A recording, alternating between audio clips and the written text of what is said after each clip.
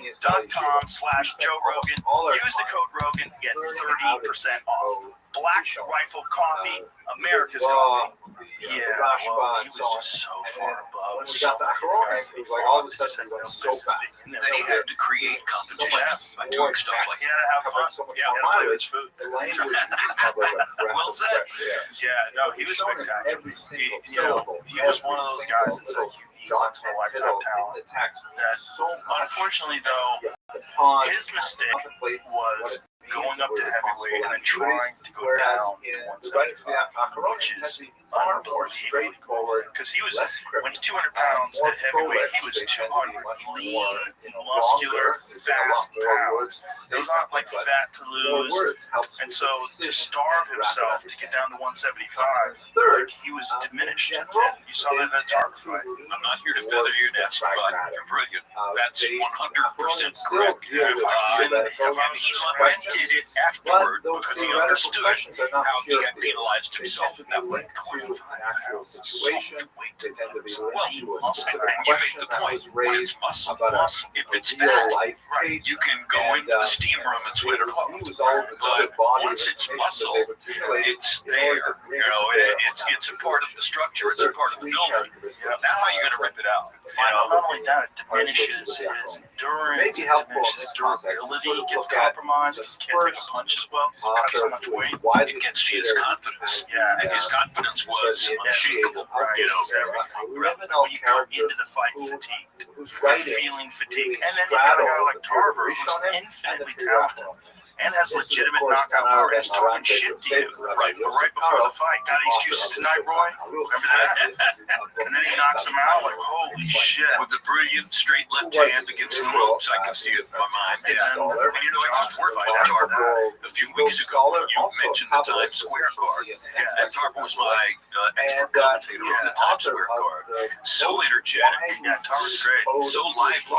Really good. Yeah, I was thrilled. I And thought he he's was great. another guy that with his boxing skill went all the way up to Maran, heavyweight. which the Because he title was was just so much better. Well, how many southpaw heavyweights? Why do we call him Maran? Very few. Michael Moore. Why do we call him Yeah. Maran? Southpaw. But again, another Won the championship. Another light heavyweight And lost it to my man. George Foreman had the one punch. Yeah, that This was is crazy. really the Yeah, model. that's the title of my book.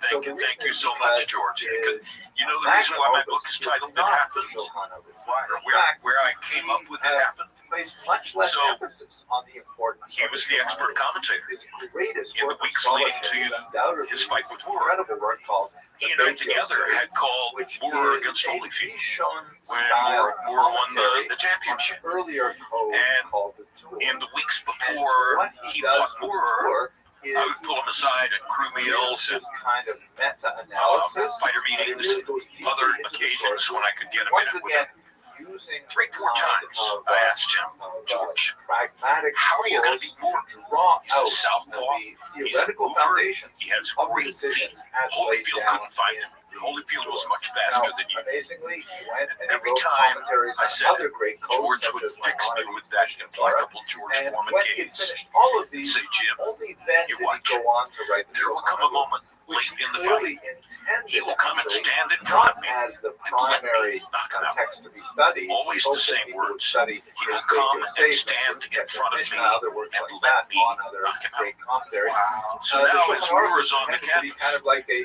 Joe short Cortez form is 6, of all of the 7, decisions that 8. were reached And I'm thinking, after having what am I going to say discussed about all this? of the previous codes. And How he in the actually world do intended you for people to establish review it this every without 30 days. being Imagine self-glorifying? You know, I've Shulchan got to Aruch say something every that's month. meaningful, But but that's I'm really not what talking he was. about It him. was kind of like a short. And I thought about what he had concise said. version. And what came out spontaneously was, it happened. It happened. It's really me talking to George, saying to him, So okay, the Beit Yosef I get is it. considered You told me it was going to happen. widely the It last Well, do you remember when of George the came Rishon back? era He was and the 300 Shulchan pounds. Aruch by the same authors considered the And he initial was book. in his late 30s, I believe. Was he 34, 35? Something like that. He also had When he a made his comeback, he hadn't fought in 10 years. Everyone dismissed him. Like, what is he doing? He was very overweight. And he started the Bum of the Month tour. You know, I mean, as a child, that's not a fair way to say it. They weren't bums, but they were people that he knew he could beat. Constantinople Yeah, ended To up build a spot dossier with- toward what he really wanted. And get in shape. Fascinating. And no one So that's sort of like no one. what I remember the me Aruch are all about. as a boxing fan, watching that comeback being sad. About George, the period we're in right back, now, he's it's been a all long fat time, now. 5 This is sad. centuries. Well, I'm sure you've known a lot of people like this, Joe. You want to see George do something? Tell him he can't do it. Challenge his will. Because a self-constructed person, you're talking about a guy who, as a teenager, 17 or 18 years old, says to himself, I want to get out of the Fifth Ward of Houston. I don't want this life as a gangster or a laborer or whatever I'm going to get by living in the Fifth Ward of Houston. I want something else. So he goes to the job corps in Hayward, California, and enrolls in the job corps. And that's where he learned to box. That's what set him up a year and a half later to win his Olympic gold medal in Mexico City, and then go on to his storied professional boxing career. He was in his own mind proving he could do something that other people didn't think he could do, even at that point. He told me that when he first got to Hayward, he befriended one of the other people in the job corps who was a white kid. And he said, they're talking about things that they like, and the guy talks about Bob Dylan, how much he likes Bob Dylan. So George got the first 2 or 3 Bob Dylan albums, and listened, wanted to hear what this is all about, and absorbed the lyrics, and paid attention. And when George told me this story, I said, George, Bob Dylan, how am I supposed to process all this? And he began quoting lyrics for me. Okay. From Blowing in the Wind, from Don't Think Twice, It's All Right, etc. From early Bob Dylan songs. Yes, he knew about Hurricane.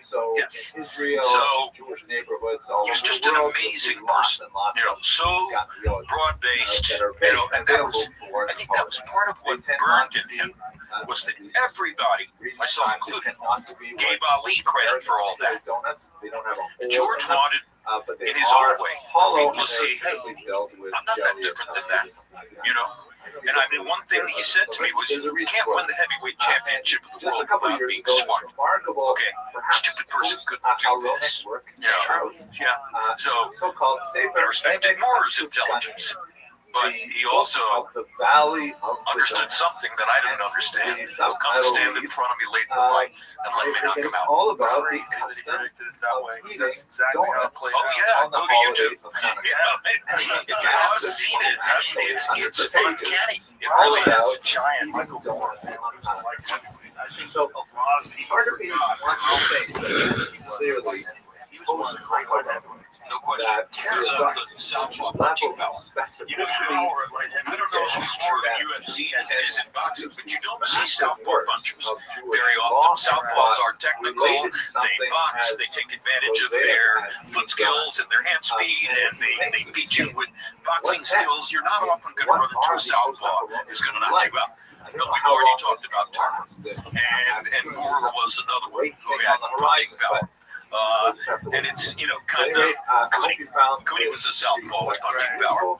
It's kind of doubly effective if you've got that, because you're worried about the technical issues with a southpaw, and now he brings a cannon. Right. Yeah, the southpaw thing was always so confusing to people, because if you ever boxed before, you're so accustomed to that left hand being forward, then all of a sudden everything's reversed, and now you're thinking. Right. And if you don't have a lot of southpaws you train with on a regular basis, things aren't automatic anymore. And one of the things that George used to talk to me about all the time was ankles. That, you're standing in front of another man, you're confronting him, you're trying to deliver and stop delivery. Ankles. It's all about where does it come from and where is it going, and how can I deal with that. Now, I was never a fighter, so I can't empathize, but I can sympathize when I listen to that kind of thing. See it, right? And I think the greatest at angles of all time is Lomachenko. Nobody. The greatest footwork, the greatest hand skills, the most effective training by his father. Yeah, what a genius move to take him out of boxing for 2 years to study Ukrainian dance. And brilliant, absolutely brilliant. And by the way, he had an effect on the national team for several years. And what culture in the world has had more surprising new stars in boxing, Right. other than Ukraine. Right, and Usyk basically like moves like a giant Lomachenko, just not quite as effective. That's a really great phrase that I had never conjured before this moment. Thank you, Joe. A giant Lomachenko. That's exactly what he Can't is. quite move that well when you're 220 pounds. You're just dealing with gravity and mass. But you're still creating unique angles. You're coming at them from unique approaches, etc. Hard for your opponent to figure out. And Usyk is impossible. And constant motion, constantly cutting off the ring with his feet, and hammers you to the body as often as he can. Yeah, Lomachenko in his prime was just a magical thing. It was like you were just watching poetry. I had the privilege of calling those fights. Oh, So it's an extreme privilege. yeah, it was amazing watching him just do something where you'd seen so many different versions of boxers, and you watch him do it, and you're like, oh my god, he put a new thing on this. That's why I can understand at this moment, I can't really figure out what's up with Teofimo Lopez. How do you beat Vasily Lomachenko, and then wind up, with somewhat indifferent results since that time? Yeah, the Convulses fight was kind of he shocking. fought better than the other guys in Times Square. And I give him credit for holding the card. But still, there's nothing since the Lomachenko win. I mean, you lost to George Kambosos. I think the Kambosos fight was, I think he was just a little overconfident. He got caught, and then that really rocked him. That really shocked him. He got dropped early in the fight. Remember that? It's a bad sport to be overconfident in. It's the worst. Whether you're talking UFC or boxing. Yeah, any combat sport, when you don't appreciate the potential that your opponent has to do damage. Well, I used to say to people all the time, these are fine margins of competition. You think you see a lot of wipeouts in boxing because you see a second round knockout or third round knockout. You think that means there's a huge talent gap between the two fighters. No, it means one fighter made a mistake. Okay, 90% of the time it means one fighter made a mistake, and if he thinks about it and trains against it, he won't make that mistake again. So, like perfect examples: Juan Manuel Marquez versus Pacquiao. 100%. They have three insane fights that are very close. Marquez lands one bomb and starches Pacquiao. This one error. He got a little overconfident, a little too. The greatest counter-puncher of his era. And power. With power. The straight-ahead power from the shoulder. Marcus was a gifted fighter. Very gifted. But just like that one moment, like if that had happened in the first fight, we would look at the whole thing very differently. 100%. Yeah. It's just like the margins, as you're saying, are so small for victory that when you see like a spectacular result, you do automatically assume, oh, that person's just that much better. Sometimes it's just one error. It's a moment in time. Right. If it's a knockout, now if somebody gets knocked down 6 times, then you're talking about something different. But one knockdown that leads to a 10 count, that was a momentary mistake. And that's, again, it goes to the fine margins of competition. You can't make the one mistake. And then, it's also how do you bounce back? Like some people, for one moment, even if just a knockdown, they don't have the capacity to correct and stay safe and then regroup. Like they get shook. And then now they're fighting from this position, this defensive position where they're a little bit gun shy. So Marquez exposed the difficulties that Pacquiao could have against a great counterpuncher. And now we get ready for Mayweather Pacquiao. Right. And Mayweather just did such a smart thing, but also a devious thing. Waiting until Pacquiao was older, waiting until he slowed down, and then devious is not illegal in boxing. It's encouraged. Yeah. In any entrepreneurial sport, devious is not illegal. No. Devious can be an asset. That's how you retire with a I give Floyd credit for brilliance. Okay. Floyd wasn't just a smart fighter. Floyd was a brilliant fighter. He was on his own level. And so much so, in any matchup between the great counterpuncher and the great attacker, that the counterpuncher has the advantage. He's got more options. He's got more ways of winning. The attacker has to break through the walls, so to speak. So in the years before Mayweather Pacquiao, people would run up to me on the street, run up to me in the shopping center in Vegas, run up to me in a hotel. When am I going to see Mayweather Pacquiao? And I would say, well, we don't know, but what exactly is it you think you're going to see? Oh, I can't wait. It's going to be such a great fight. No, it's not going to be a great fight. It's going to be watching somebody pluck the legs off a spider. All right? At a step-by-step method. And you're going to watch Mayweather pluck the legs off the spider that is Pacquiao. And it's going to be pretty easy for him. And it's not going to be wildly entertaining, but it is going to be one-sided victory. So why are you so excited about that? Oh, no, I don't think that's the case. But if you knew Floyd, Floyd was only about winning the fight. He'll make fans other ways on the web. I call him the first great social media genius. Yeah. He was great at talking shit. He got everybody upset at him so badly that they wanted to see him lose, and that would sell tons of pay-per-views. He realized you could build an audience with negativity. Yes, you didn't have to be an omnibus character. You didn't have to be somebody everybody loved. You could be totally negative, and that would build a following too. Yeah, when he shifted from Pretty Boy Floyd to Money Mayweather, changed the whole thing. He knew what he was doing. He definitely did. Look, and it would have been an interesting fight had he fought Pacquiao when he was younger in his prime. It would have been a more interesting fight. Much more different. Because any go-forward physical warrior like Pacquiao is going to wear down. Right. And any brilliant counterpuncher like Floyd is going to retain more. Yeah. So he did. Yeah, it would have been much more interesting when they were younger. Also, the fact that Pacquiao fought with a bum shoulder. That was a disaster, too. Money talks. Yeah. I mean, look, I guess he was faced with this thing, legacy, or, he was the biggest pay-per-view of all time in boxing, correct? I believe so. I think it was like 4 million buys or something crazy like that. It was huge. So, like, what is that? Yeah, just lured Pacquiao. All those people who had run up to me on the street corners for years finally got the chance to see what they wanted to see. Yeah, give him a cortisone shot and throw him out there. Yeah, fortunately. This is an advertisement from BetterHelp. Stress in the workplace is becoming an issue around the world. Did you know that 60% of the global workforce is reported experiencing higher than normal levels of stress? So it's more important than ever that we learn to take some time for ourselves. Plan a nice long holiday this summer, go hiking, read a book, play video games. I found that even a few minutes of meditation can help. Another great option is therapy. Everyone can benefit from it, and it's arguably one of the better long-term solutions to stress. Therapy can teach you how to positively cope and manage anxiety while improving your self-confidence and self-awareness. It can be very empowering, and thanks to BetterHelp, therapy is becoming more and more convenient. All it takes is a few clicks to join a session. You can also join from anywhere, whether you're at the beach, on your vacation, or at home after a grueling day of work. Plus, as the largest online therapy provider in the world, BetterHelp can provide access to mental health professionals with a diverse variety of expertise.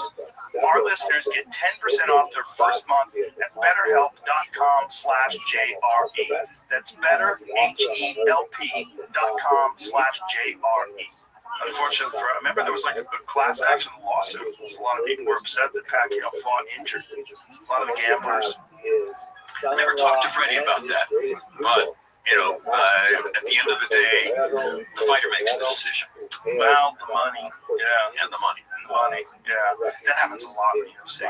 There's a lot of fighters that fight injured. Yeah, I got to tell you this while we're talking about it. All right, I apologize for going off script here a little bit. I was with Manny 3 weeks ago, less than a month ago, at the Hall of Fame inductions in Canastota, New York, where he was being inducted into the Hall of Fame. And on the night before the induction ceremony, it was a big banquet and a banquet hall at the Turning Stone Casino. And I'm sitting up on the dais between Roy and Ross Greenberg, my former boss at HBO, and right across to the left of us behind the podium is Manny.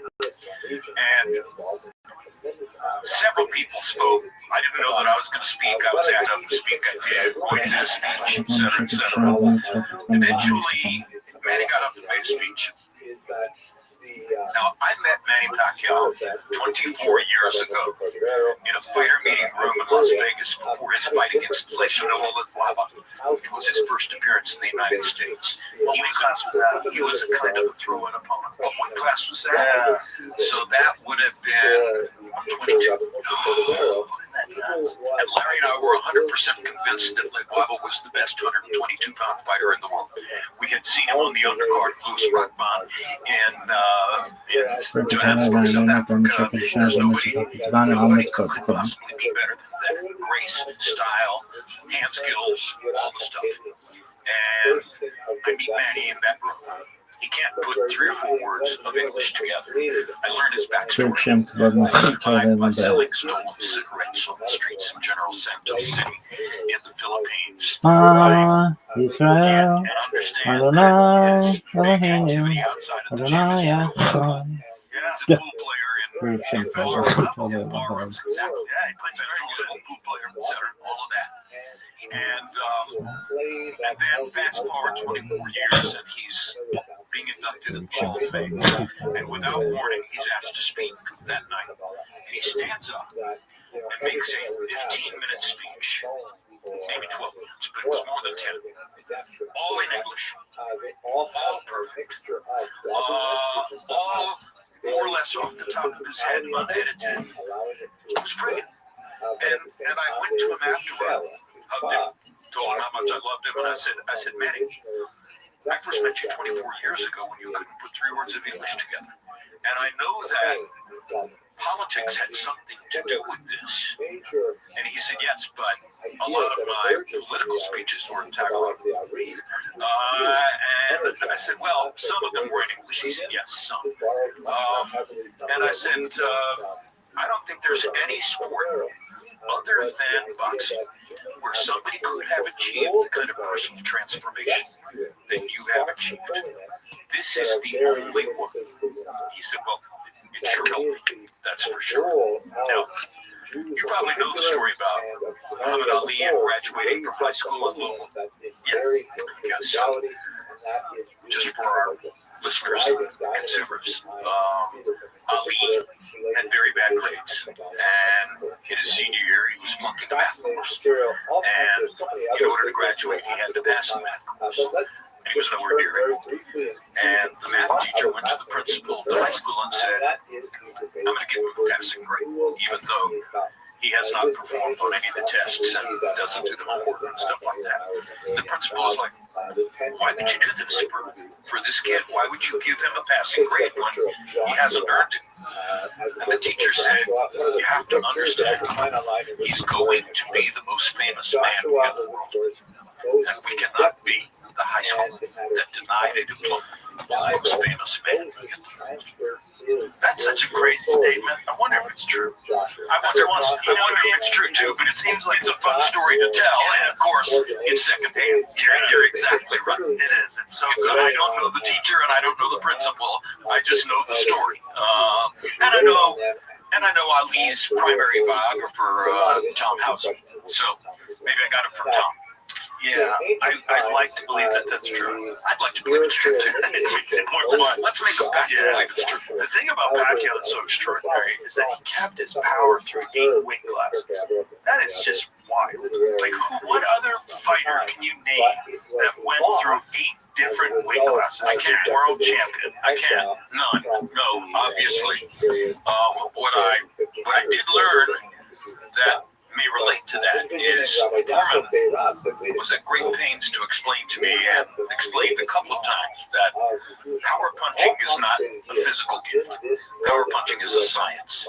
Power punching is the product of real technical knowledge. Power punching is about footwork, weight shift, the angle at which you deliver the punch, all sorts of things not directly related to your strength or power. And George was a disciplined and knowledgeable scientist about stuff like that. And he explained it all to me one time. And of course, if you watch the War knockout, he lands the first 1-2 right on the button. And then, having War where he wants it, he puts a little more mustard on the second 1-2, and we're out of there.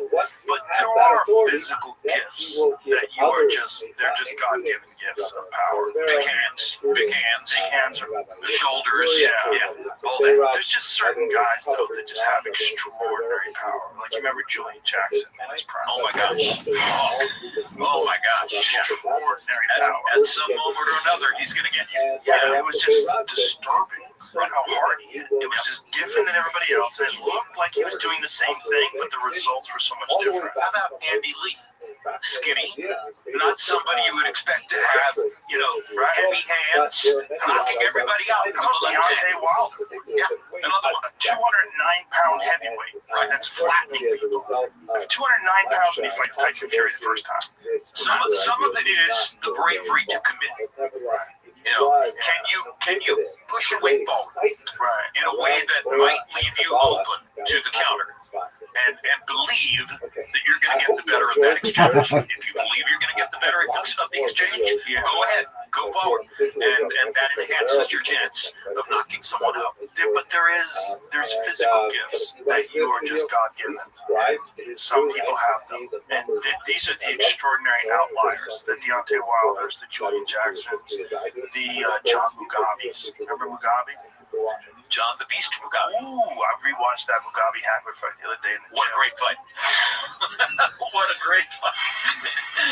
What a fight. What a fight. Hagler was my hero when I was a kid. And so you're probably, so I'm sure you're an advocate with regard to what I call the #1 elevator fight of all time. That Hagler was the winner. No, which one? The #1 elevator fight of all time. And an elevator fight is the fight where you're Jim Lampley, or you're Joe Rogan, or you're any combat sports expert, etc. And you step onto an elevator with 6 people, and somebody turns around and says, "One Leonard Hagler." Debate about the season, and I'm sure you say Hagler would be ready. And of course, we all know that Ray partially won the judges and the crowd who showed it with the way that he threw his arms up at the end of every round and called attention to himself. And he was quite aware of what he was doing. And he was quite aware also that it would get under Hagler's skin. There was an element of genius in Ray, as we talked about already, that went to more than just his spectacular physical gifts. Let's take some time to talk about the nature of the uprising and what specifically was the cause for the attacks on the Jewish That was a population. very close fight, but This picture that we're that looking fight at always is bothered me.